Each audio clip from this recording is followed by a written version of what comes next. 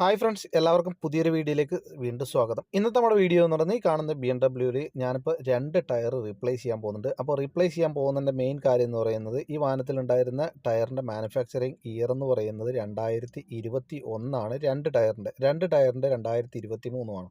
അപ്പോൾ ഈ വാഹനത്തിൻ്റെ ഇനി റിന്യൂ ചെയ്യേണ്ട സമയം എന്ന് പറയുന്നത് ഈ മെയ്യിലാണ് റിന്യൂ ചെയ്യേണ്ടത്. അപ്പോൾ റിന്യൂ ചെയ്യുന്നതിന് മുമ്പായിട്ട് ഞാൻ ഈ വാഹനത്തിൻ്റെ ടയർ മാറാനുണ്ടായിരുന്ന കാര്യം എന്ന് പറയുന്നത് ഈ വാഹനത്തിൻ്റെ ടയറിന് ചെറിയൊരു ക്രാക്ക് ഉണ്ട്. അപ്പോൾ യുഎയിൽ നിങ്ങൾക്ക് എല്ലാവർക്കും തന്നെ അറിയാം, ചൂടൊക്കെ കൂടാൻ പോവാണ്. അപ്പോൾ ഈ ഒരു വാഹനമായിട്ട് ഞാൻ ഒരു ലോങ് ഡ്രൈവ് പോകുന്നുണ്ട്. അപ്പോൾ ലോങ് ഡ്രൈവ് പോകുന്ന സമയത്ത് വല്ലതും ഈ വാഹനത്തിൻ്റെ ടയർ വല്ലതും പൊട്ടിക്കഴിഞ്ഞാൽ വലിയൊരു അപകടം ഉണ്ടാവും. അപ്പോൾ അതുകൊണ്ടാണ് ഞാൻ ഈ ചെറിയൊരു ക്രാക്ക് കണ്ട ഉടൻ തന്നെ ഞാൻ ഈ വാഹനത്തിൻ്റെ ടയർ രണ്ടെണ്ണം റീപ്ലേസ് ചെയ്തിട്ടുള്ളത്.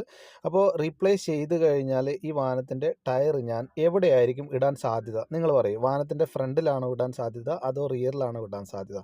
എവിടെയാണ് സേഫായിട്ട് ഈ വാഹനത്തിൻ്റെ ടയർ ഇടേണ്ടത് എന്നുള്ളത് നിങ്ങൾക്ക് അറിയാമെങ്കിൽ താഴെ കമൻറ്റ് ചെയ്യുക. ഇനി അതേമാതിരി തന്നെ നമ്മളെപ്പോഴും ടയർ മാറിക്കഴിഞ്ഞാൽ വാഹനത്തിൻ്റെ അലൈൻമെൻറ്റ് ബാലൻസിങ് കൃത്യമായിട്ട് ചെയ്തിരിക്കണം. എന്തെങ്കിലും വല്ല പ്രശ്നങ്ങളോ കാര്യങ്ങളോ എന്തെങ്കിലും ഉണ്ടെങ്കിൽ, ഡാമേജോ കാര്യങ്ങളോ ഉണ്ടെങ്കിൽ അപ്പോൾ അലൈൻമെൻറ്റും കൂടി കൂട്ടത്തിൽ ചെയ്തിരിക്കണം. ഇനി വല്ല വൈബ്രേഷനോ കാര്യങ്ങളോ ഉണ്ടെങ്കിൽ നിങ്ങൾക്ക് ആ ബാലൻസിലൂടെ മനസ്സിലാക്കാൻ സാധിക്കുന്നതാണ്. ഇതിലിപ്പം ബാലൻസിങ്ങും കാര്യങ്ങളൊക്കെ ചെയ്തിട്ടുണ്ടായിരുന്നു. അപ്പോൾ ബാലൻസിൽ ചെറിയ ചെറിയ വ്യത്യാസങ്ങളൊക്കെ ഉണ്ടായിരുന്നു. അതൊക്കെ ബാലൻസിലെ വെയിറ്റ് വെച്ച് അഡ്ജസ്റ്റ് ചെയ്തിട്ട് കറക്റ്റ് ചെയ്തിട്ടുണ്ട്. അപ്പോൾ ബാലൻസ് ചെയ്യുന്ന സമയത്ത് ചെറിയ ചെറിയ വെയിറ്റും കാര്യങ്ങളൊക്കെ ആണെങ്കിൽ ആ ബാലൻസിൽ അഡ്ജസ്റ്റ് ആവുന്നതാണ്. ഇനിയല്ല ബെൻഡോ കാര്യങ്ങളോ ഉണ്ടെങ്കിൽ അത് വീൽ റിം റിപ്പയർ ചെയ്ത് നമുക്ക് പിടിപ്പിക്കേണ്ടതുണ്ട്. അപ്പോൾ ഇതിപ്പം വീൽ റിം ബെൻഡോ കാര്യങ്ങളോ ഒന്നും തന്നെ ഇല്ല. ഇതിൻ്റെ അകത്ത് ചെറിയ ചെറിയ വെയിറ്റിൻ്റെ പ്രശ്നങ്ങളുണ്ട്. അത് നോർമലായിട്ടുള്ള ഒരു വെയിറ്റ് തന്നെയാണ് ഇതിൻ്റെ അകത്ത് വന്നിരിക്കുന്നത്.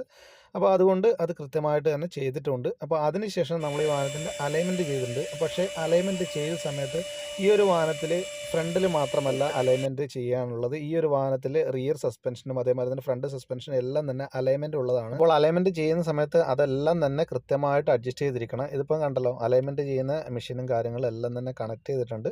അപ്പോൾ ഇതൊക്കെ ഒരു ടൂളുകളാണ്. അപ്പോൾ നമ്മൾ വീലിലാണ് ഇത് ഘടിപ്പിച്ചിരിക്കുന്നത്. അപ്പോൾ അതേമാതിരി തന്നെ നമ്മൾ ഈ കമ്പ്യൂട്ടറിൻ്റെ അകത്ത് ഏതാണ് വണ്ടി, ഏതാണ് മോഡൽ എന്നുള്ളതൊക്കെ അടിച്ചു കൊടുക്കണം. അതിനുശേഷം സ്റ്റിയറിംഗ് വീലൊക്കെ കറക്റ്റ് സെൻട്രലാക്കി വെക്കണം. അതേമാതിരി തന്നെ ഈ ഒരു അലൈൻമെൻറ്റ് ബോർഡിൻ്റെ അകത്ത് കറക്റ്റ് ചെയ്ത് വെച്ചിരിക്കണം.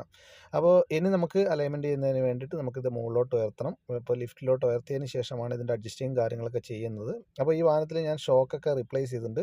അപ്പോൾ ഈ ഒരു വാഹനത്തിൽ ഈ ഒരു ബോൾട്ട് കണ്ടല്ലോ, ഈ ഒരു ബോൾട്ട് എത്ര ചെയ്തിട്ടും അലൈൻമെൻറ്റ് ആവുന്നില്ല. കാരണം എന്ന് പറയുന്നത് അതിൻ്റെ നെക്കിളുണ്ട്, ബുഷ് ഡാമേജ് ആയിട്ടുണ്ട്. അപ്പോൾ ഫ്രണ്ടിലുള്ള അലൈൻമെൻറ്റും കാര്യങ്ങളെല്ലാം ചെയ്തിട്ടുണ്ട്. എന്നാൽ ഈ ഒരു വാഹനത്തിൻ്റെ റിയറിൽ അലൈൻമെൻറ്റ്, ലെഫ്റ്റ് സൈഡിലുള്ള അലൈൻമെൻറ്റ് കറക്റ്റ് ആവുന്നില്ല. അപ്പോൾ അത് ബുഷ് മാറിയാൽ മാത്രമേ നമുക്കതിൻ്റെ അലൈൻമെൻറ്റും കാര്യങ്ങളൊക്കെ പ്രോപ്പർ ആവത്തുള്ളൂ. ഇതിൻ്റെ ഫ്രണ്ട് അലൈൻമെൻറ്റ് എല്ലാം തന്നെ പ്രോപ്പറായിട്ടുണ്ട്. അപ്പോൾ റിയർ ഫെയിലാണ്. ഇനി ഇതേപോലെയുള്ള വർക്കും കാര്യങ്ങളും നിങ്ങളുടെ വാഹനത്തിൽ എടുക്കണം എന്നുണ്ടെങ്കിൽ നിങ്ങൾക്ക് പറ്റിയൊരു നല്ല വർക്ക്ഷോപ്പാണ് അബുദാബിയിലുള്ള ആര്യ പ്രീമിയം എന്ന് പറയുന്നത്. ഇവർക്ക് ദുബായിലും ബ്രാഞ്ചുകളുണ്ട്. വീഡിയോ ഇഷ്ടപ്പെട്ടെങ്കിൽ മറക്കാതെ ചാനൽ സബ്സ്ക്രൈബ് ചെയ്യുക, എന്നെ സപ്പോർട്ട് ചെയ്യുക.